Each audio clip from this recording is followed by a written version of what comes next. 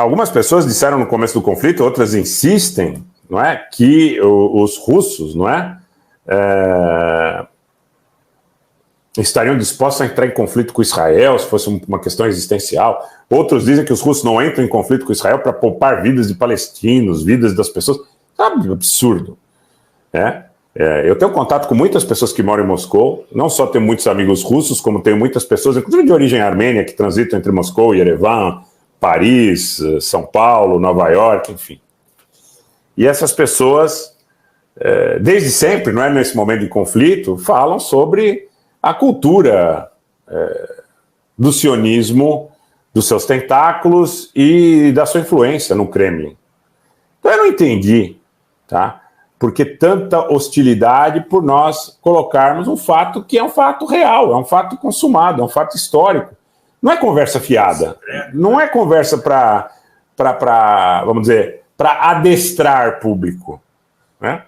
Eu coloquei aqui uma série de furos que nós demos, sem falsa modéstia, desde a saída dos brasileiros de Gaza até as próprias questões referentes às reuniões da Liga Árabe, a não intervenção do Erdogan no conflito, outras tantas situações que nós colocamos aqui, porque a gente se sente muito à vontade, muito confortável para falar a respeito da realidade, porque a gente não tem jabá, a gente não depende de ninguém, a gente não está fazendo propaganda para alguém. A gente não está contando conversa para alguém, a gente não está contando cascata, é um trabalho de legado, tá? Obrigado, Sandra Fidelis, muito obrigado. Obrigado também ao John Walker. Muito obrigado a todos vocês, porque tenho certeza que o estímulo de vocês, quando eu digo reconhecimento, que não necessariamente é o reconhecimento material, e eu agradeço muito ao reconhecimento material também, mas é o reconhecimento em relação à idoneidade da nossa proposta, tá? O Alfredo Assunção me pergunta o que eu acho do Azerbaijão ter sido armado por Israel contra os armênios. Um absurdo, né? Um absurdo. Mas podem ter certeza que isso não contamina a minha análise em relação aos fatos que estão ocorrendo hoje em Gaza. Eu sou uma pessoa que sou egresso a nível de formação acadêmica da área do direito, e eu tenho claro para mim, é uma das primeiras coisas que nós aprendemos, que a legítima defesa ela é instantânea e proporcional. Para que ela seja entendida como legítima defesa, ela tem que acontecer no momento em que há a ameaça ou é consumada a violência, e tem que ser proporcional. Se alguém te dá um tapa, você não vai dar um tiro na pessoa. Se alguém faz o mal, você não vai demorar 2 ou 3 dias, procurar a pessoa e dar um tiro nela e dizer que você estava ali em legítima defesa. Então o que Israel está fazendo em Gaza não é legítima defesa. Não está abarcado pelo direito de defesa.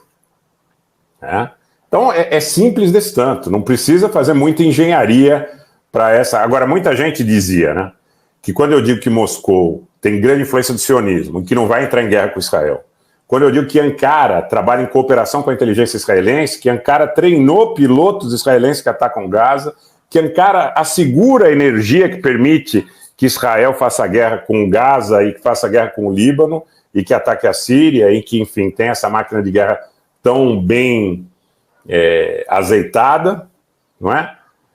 São fatos, gente. Não dá para brigar com a realidade. Não dá para brigar com a realidade. E aí muita gente diz assim, você fala isso porque você é armênio, né?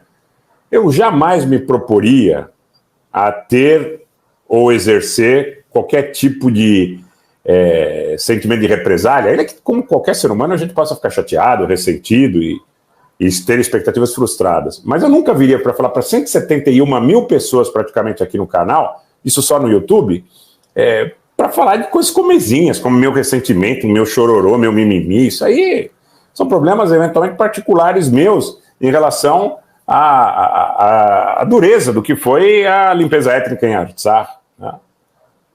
No antigo Oblast Nagorno-Karabakh, mas que é difícil de compreender como Israel, sendo o Estado judeu, os judeus que sofreram o Holocausto na Segunda Guerra Mundial, possa armar uma tirania como o Azerbaijão e hoje receber reciprocidade do Azerbaijão, porque o Azerbaijão, inclusive na cúpula islâmica, não mandou nem o seu presidente, mandou o seu ministro de Relações Exteriores, Bayramov, como um sentido de prestígio a Israel. Tá? Então eu analiso fatos. Eu analiso fatos, eu analiso dados. Eu sou uma pessoa adulta, eu não sou um garoto, eu não sou um picareta, e eu não vou dizer que fulano, beltrano é muito bom, se fulano e beltrano é um agente de operação psicológica. Esteja ele nos Estados Unidos, esteja ele onde for. Então essa dicotomia, essa briga, essa polêmica entre sistema e antissistema, entre império e anti-império, me parece mais do mesmo, porque ambas as direções, e eu conheço um pouco de perto isso, tanto pela minha experiência, minha atuação no meio empresarial, como por alguma proximidade também com o meio político, vem dos Estados Unidos, vem de Londres, vem de Paris, vem de Berlim, vem da própria Rússia. Então a orientação, no sentido de criar, por exemplo, discussões acessórias sobre hábitos, sobre homossexualismo, banheiro unissex, cabelo azul, drogas, não drogas e tal, como se fossem fatos prioritários na questão do debate político, que para mim tem cunho meramente divisionista e diversionista, não podem pautar meu trabalho. Tá? Eu estou fazendo esse trabalho como eu poderia estar dedicando meu tempo agora a visitar pessoas em hospitais, como eu poderia estar dedicando meu tempo agora a visitar e contribuir com crianças em situação de rua. Isso é um trabalho que tem objetivo social, de legado, de que as pessoas sejam respeitadas e não sejam tratadas como pessoas que não mereçam conhecer minimamente os fatos como eles são. O que me incomoda profundamente é ver as pessoas manipuladas, né? E por muita gente não acredita nisso, né? Então acredita que, não, você quer ser deputado, você quer ganhar muito dinheiro aqui no YouTube, receber muito Pix e tal. Aliás, me atacaram várias vezes dizendo que eu não deveria receber Pix. Na live de hoje apareceu um idiota dizendo isso, que eu não deveria receber Pix, que é picareta e não sei o quê, apesar de ser algo absolutamente voluntário. Então, alguns energúmenos disseram que eu não deveria monetizar o trabalho em função de uma condição econômica estável da minha atividade empresarial.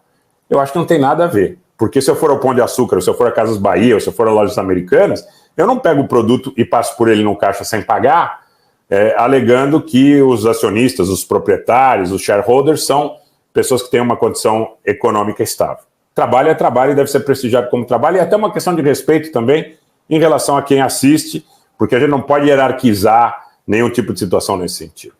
Tá? Acho que esses esclarecimentos são sempre oportunos.